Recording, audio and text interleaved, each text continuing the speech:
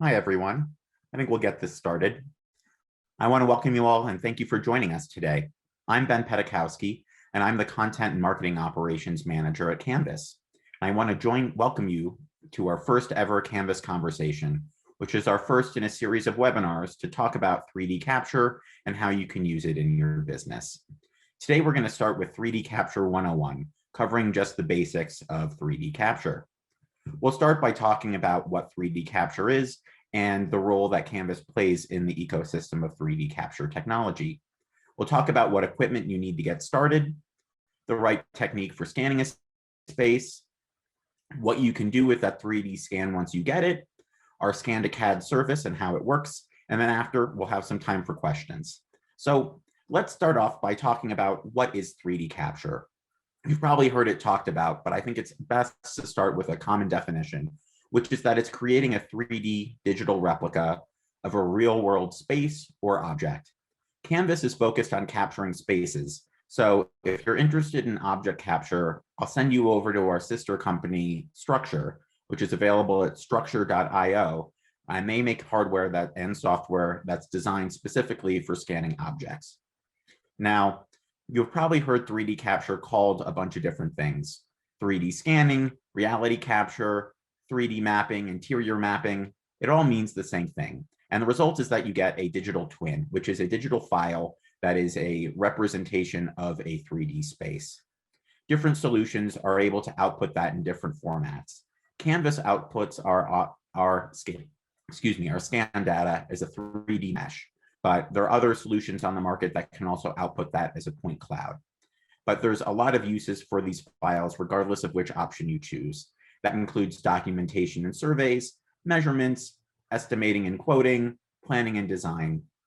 Basically, anything that you could do in a physical space, you can do digitally. So if you're in the home improvement space or you're doing anything that involves working with an existing space, 3D capture can work for you. Now, when you think about 3D capture, what probably comes into mind are tripod-based laser scanners. These are impressive and big pieces of equipment that work by basically, if you imagine that there's a bunch of laser distance meters spinning around and it's measuring every measurement that it captures as it's doing that. These are very impressive pieces of equipment, and some of them are capable of achieving millimeter level accuracy. However, that accuracy comes at a great cost, literally.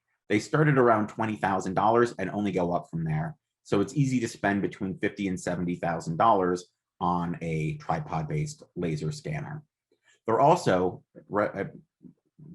time-consuming to learn and to train people how to use. So they're oftentimes really only in the grasp of large AEC firms that have the budget to invest a lot of money in both the equipment and skilled labor to operate it.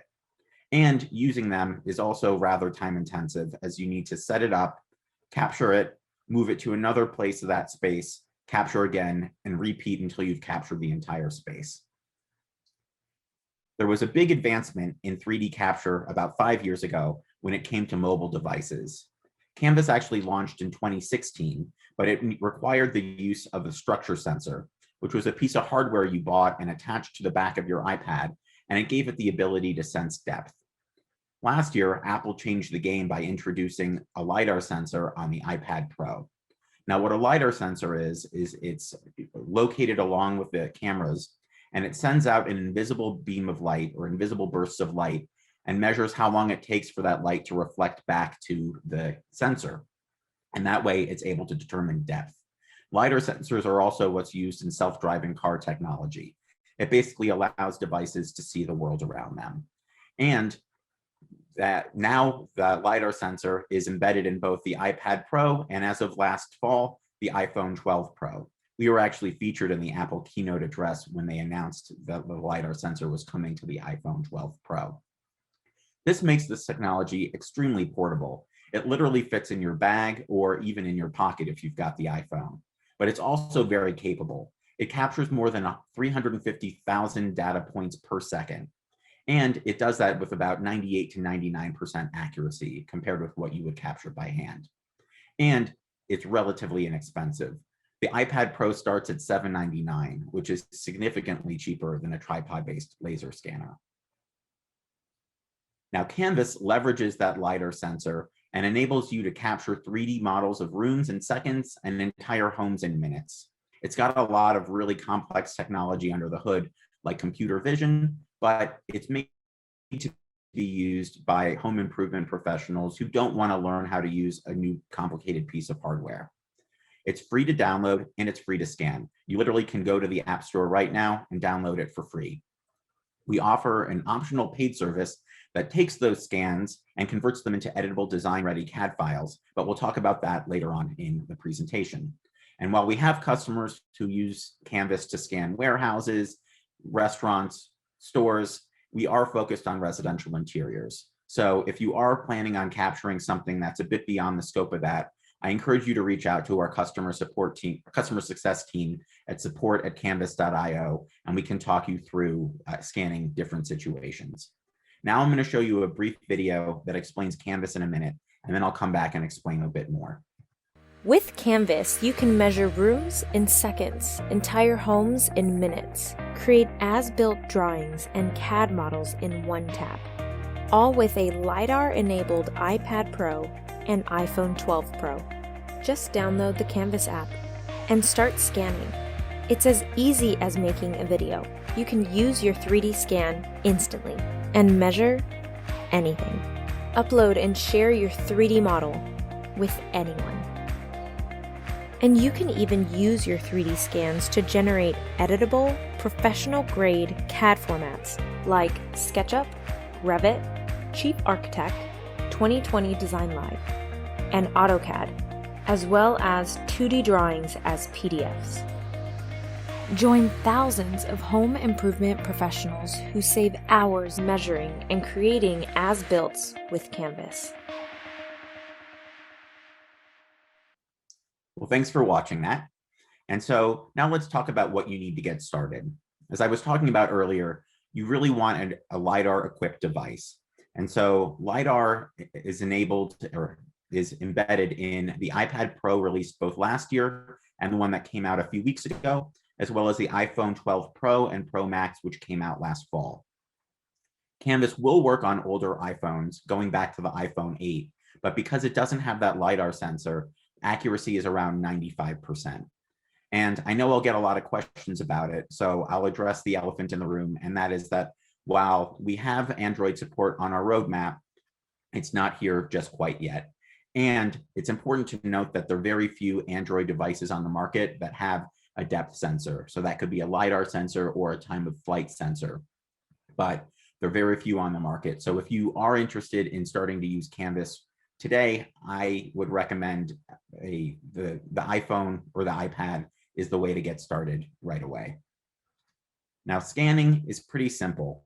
It takes about 30 to 60 seconds to scan the average room and about 20 to 30 minutes to scan the average house.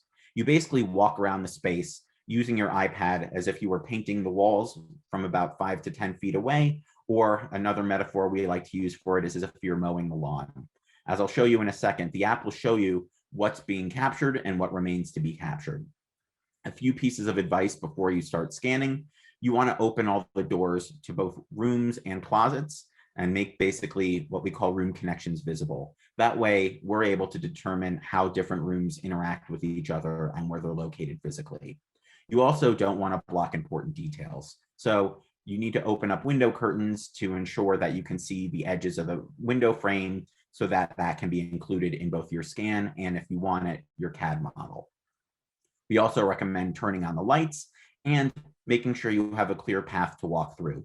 You don't want to interrupt your scan to move a toy out of the way, and we don't want you tripping over furniture or toys. You can tell I've got a kid. I'm talking about toys being left out quite a bit, but you don't want to trip over those as you're scanning around. Now, this is a video of me scanning a space, and as you can see, you basically walk relatively slowly through, and the app sort of shows you with a white overlay of what's been captured and what remains to be captured. But it literally is that fast and that easy. Now, that typically is how you would scan most situations, but there are a few situations that are relatively common in the home that I wanted to touch base on. One is that you want to scan around reflective surfaces. So this applies to both stainless steel appliances, as well as mirrors and even really shiny televisions. So if you think about the way the LiDAR sensor works, it sends out that invisible beam of light and measures how long it takes to bounce back. So reflective surfaces can interfere with that. So in this video, you'll see me scanning a kitchen, and I will scan around the fridge. I'll do enough to capture the edges of it so that that can show up in the CAD model if it's ordered. But as you'll see, I'm not scanning directly into the refrigerator because that will bounce that light back. Another thing that you'll commonly find in a kitchen are kitchen islands and short walls. And so we recommend using what we call a J-shaped motion to record that. So as this scan starts, you'll see that's initializing. The first step you do when starting a scan is to initialize. And then you'll move through the space using the wall with the range as sort of the long part of the J, and the island as the short part of the J, moving and walking through as you capture it that way.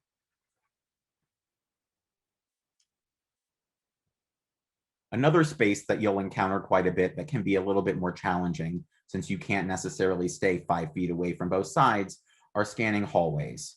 And so what we recommend when scanning a hallway is using a U-shaped pattern as you walk slowly down the hallway. And as you can see, I'm moving through it, capturing the sides, and walking down the hallway slowly. We also talk about scanning staircases.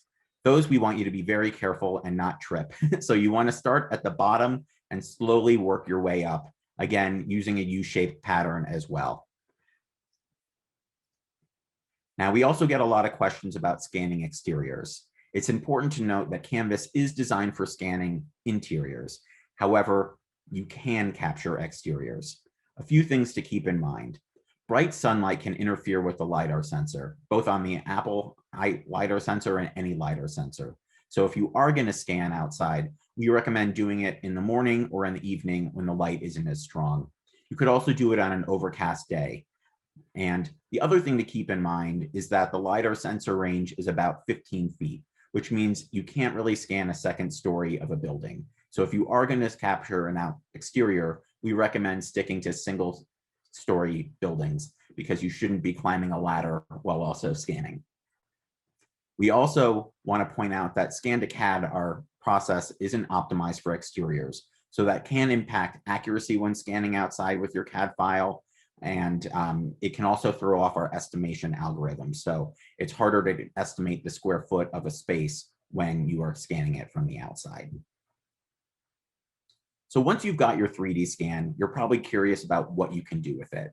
You immediately have a 3D digital replica of that space that you can visit virtually, either using the Canvas app or our 3D web viewer, which works on any internet connected device. So that means a desktop, a laptop, another iPad, or even an Android tablet or phone. You can pull up that scan that was captured. And you can scan that with clients and collaborators to get a sense of what that space is like. So you can share it with your subcontractors, and you can move around that space and measure it as if you were there. And this part is absolutely free. Now, here's a colorized model of that scan you saw me taking. And as you can see, you can move around the space and use our measurement tools to literally measure as if you were there. And it'll snap to planes and axes, so it can help you get a really straight line, and you can zoom in for enhanced detail. But this is essentially the model that you get that you can share with people. Now, the real magic or special sauce of Canvas is our scan to CAD service. And this is a semi-automated service that takes that 3D scan data and turns it into editable, design-ready CAD and BIM files very quickly. Turnaround times are about 2 business days for spaces less than 1,000 square feet. 1,000 to 3,000 square feet take about 3 days, and anything larger than 3,000 square feet can take 4 days or even a little bit longer, depending on how large the space is. We charge 15 cents per square foot for all of our 3D formats with a $20 minimum, and 10 cents per square foot for all of our 2D formats with a 10-cent minimum or $10 minimum. Now, talking about those output formats, we support SketchUp, Revit, Chief Architect, and 2020 Design Live, uh, as well as AutoCAD and PDF 2D floor plans. However, the files that you get with those orders include other files that you could use with other programs. So if you do use another CAD or BIM program in your workflow, reach out and we can tell you which package it might make sense to order, so you could potentially open that Revit generated DWG in another output. Once you place your order, you'll get an email within a few days that allows you to download your scan. And it's very easy to navigate, and you can download the colorized scan of that space, or you can download it all. And the fun part is you can combine scans to create one large global merged model. And what you end up getting is a file like this. This one happens to be SketchUp, and you can start moving things around and modifying it as if you were there, or as if you had created that file yourself. So it's important to note that the files are organized using industry standard conventions.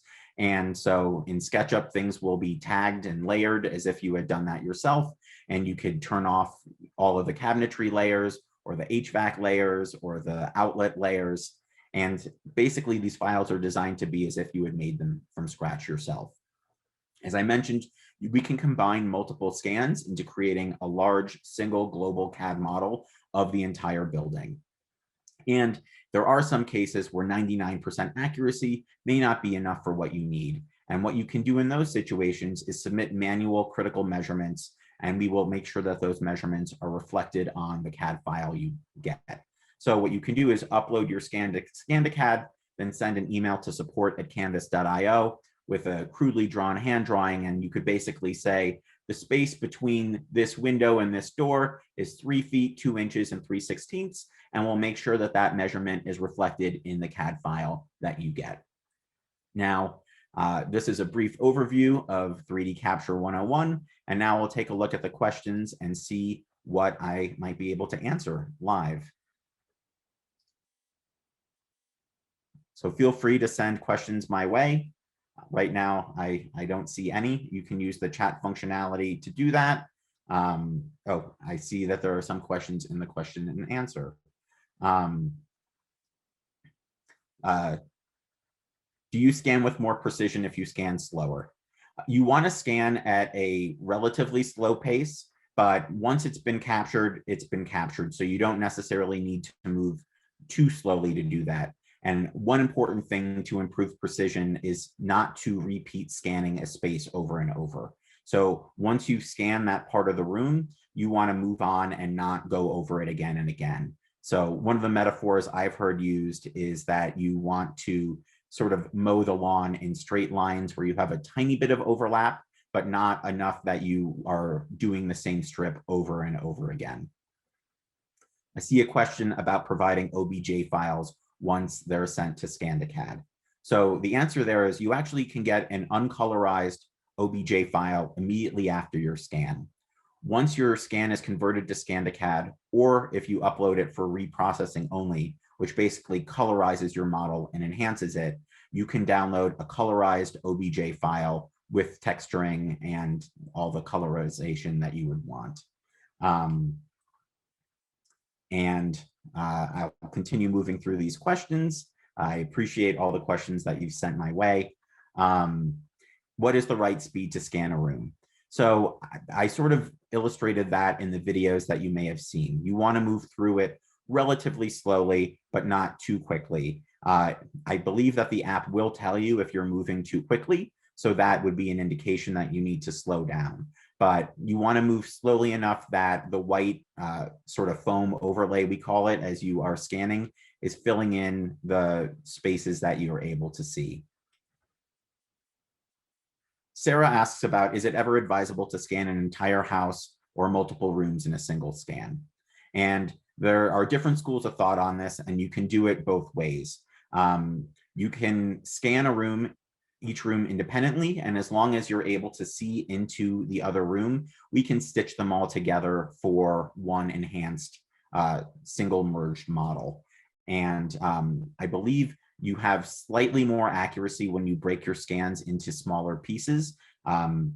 That's just sort of the way the scanning technology works as you go along. However, if you want to have one colorized model of an entire space, you can scan an entire home or at least an entire floor in a single scan.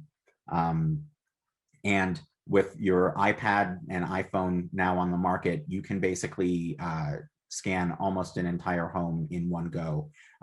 Using our previous versions of the technology, you had to scan one room at a time because the iPad simply wasn't powerful enough to record all of a home in one go. Noah asks, when is the walking moving functionality of the iPhone app expected to be available? So what Noah is talking about there is currently the way you capture on an iPhone is you stand in the center of a room and spin around. And basically, if you're in an oddly shaped room or a large room, you need to do multiple spins. The good news is that within the next few weeks, we plan on introducing that walking, moving functionality. We call that exploratory capture. So that should be coming to the iPhones within the next few weeks. We've got someone who talked about a scan that could not be processed by Canvas and how often does this occur and what are some reasons that would cause that to occur. So that can occur if there is too many inaccuracies detected within the scan, perhaps if the room was too dimly lit, if you had moved too quickly. What I would recommend, it is rare that this happens, but what I would do is reach out to support. So that's support@canvas.io, and we'll be able to give you specific feedback about why that room was not able to be processed. Sometimes it could be because you didn't capture enough of the room. If you only captured one corner or one wall, that may not be enough to model an entire room or space out of that. But each case is unique. And so I encourage you to reach out to us and we can take a look at your scan and give you feedback. Another thing that I would always recommend is you can submit your scans for scan review. So whether you're scanning for the first time and you want to make sure you've got your technique down, or you're a long-term customer and you're scanning a space that is challenging or different than other spaces that you've scanned before, you can complete your scan and upload it to us, and we'll take a look at it and tell you if it would result in a good scan to CAD order. And we do that without cost, so you don't have to invest in paying for that scan to CAD until we tell you that it will result in a successful scan to CAD model. Someone else asks, what if there is a large black section in an area you have already scanned? So if that is on the same scan, I would imagine that means there's some sort of error, because whatever is black in your scan once it's completed means it wasn't captured by the app. So I would recommend restarting that app section or rescanning that space from scratch in a new scan. And if you continue to encounter issues that related to experiencing large black sections in your scan, to reach out to support and we can troubleshoot what is going on, because that is not a typical behavior of the app. Someone asked again about downloading the actual scan. So again, immediately after completing your scan, you can download an uncolorized, unreprocessed scan as an OBJ file. And once that has been uploaded for reprocessing or scan to CAD, it'll be colorized and you can download that scan data as well. Let's see what other questions we are here. Someone asks about memory management and how that happens on the iPad and app. The good news is that when using the structure sensor before, it was more common for the iPad to run out of space, and it would show you when you were coming close to that memory cap. Because of the way the LiDAR sensor is integrated into the iPhone and iPad, you don't have to worry in most cases about running out of memory when scanning a space now.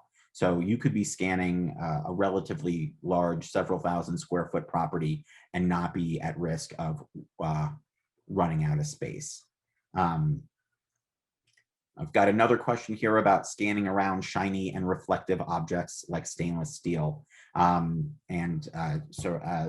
If you're scanning around windows, again, if they're highly reflective, you may want to capture just the edge. So you would capture the sides and the bottom, but try to avoid scanning directly out. That especially counts if it's a bright day outside and you have a lot of light pouring in. But basically, you want to scan enough to capture the edges of whatever that reflective surface is, so you can see where the wall ends and the appliance begins. But you don't want to necessarily capture the entire reflective surface. Now, it won't destroy your scan. It won't cause any major issues, but it's best practice to try to avoid that reflective surface as much as possible. Someone asked about the advantages or differences between the iPhone and iPad capture. So we're working on bringing that exploratory capture mode to the iPhone, but right now, the one benefit you do get when scanning with an iPhone and spinning around is the visual quality of that original scan, and the reprocessed scan will be a little bit higher. But other than that, especially if you're using it for scan to CAD, the output is relatively similar. And so I say, if you already have a LiDAR equipped iPhone, start using that with Canvas. If you already have another phone, or maybe you're a devoted Android user, but you're eager to use Canvas, maybe invest in an iPad Pro. But ultimately, you'll get similar results with both pieces of hardware, and we are working on harmonizing the experience across both devices. So within a few months, ideally, it'll be the exact same experience. So another question about how important is it to cover windows and mirrors, or to open curtains and window treatments. Covering windows and mirrors is not required, especially if you can avoid scanning directly into them.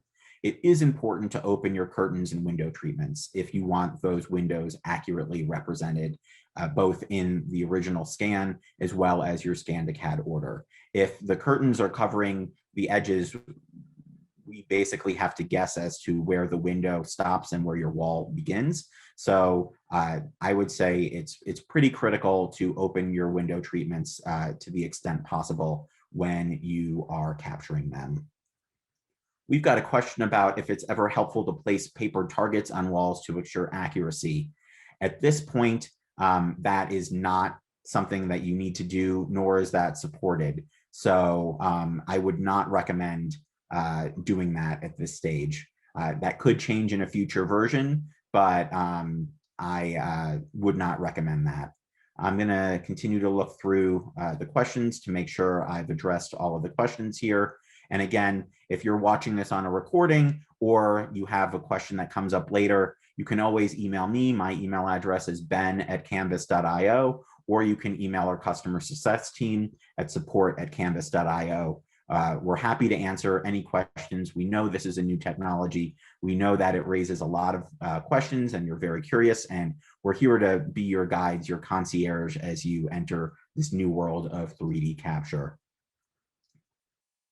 I'm going to continue scrolling through these questions to make sure I haven't missed any. Give me one moment.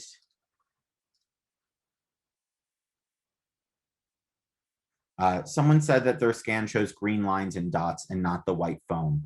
That might be, I'm assuming that you're using the iPhone, and so that capture experience and what it looks like is slightly different right now. That doesn't mean it's not working. It's just a different technology, or a different presentation of the scan data. But I believe the way that the iPhone works is it'll show you what's, as you're scanning live, there'll be sort of a checkerboard mesh, and it will replace it with the image as you scan around.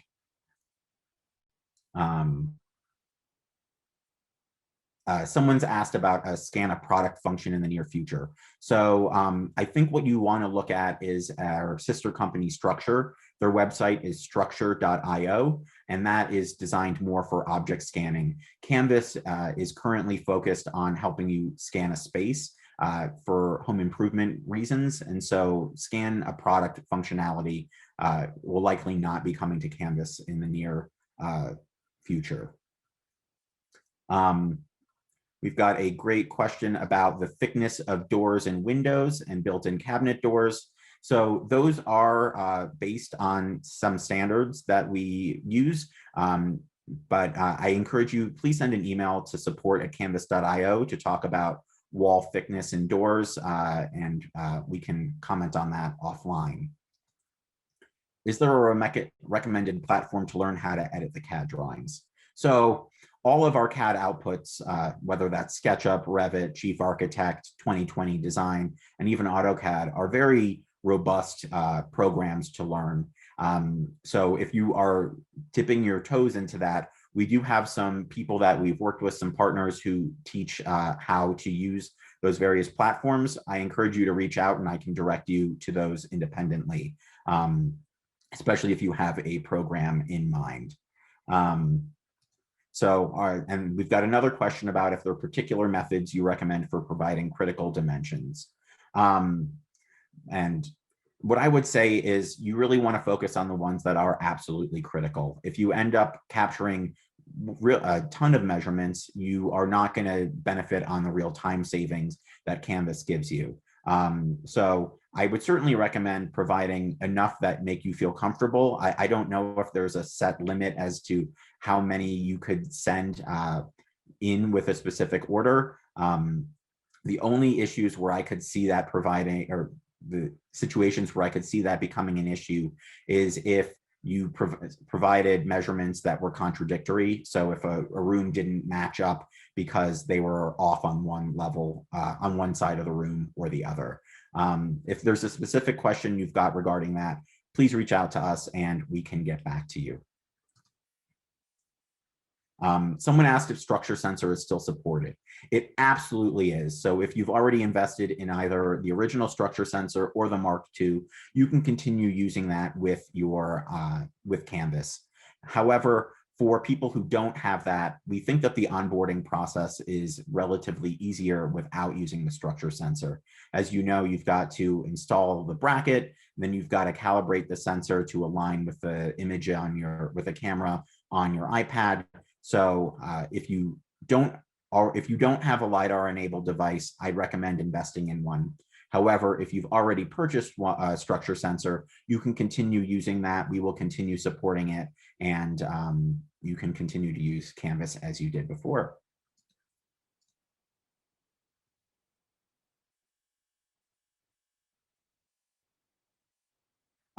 I've got a question specifically about whether the Revit files be used with CAD LT or Revit LT, or if they require the full version. I will need to double check and get back to you on that question, but I will do that to make sure I'm giving you the correct answer.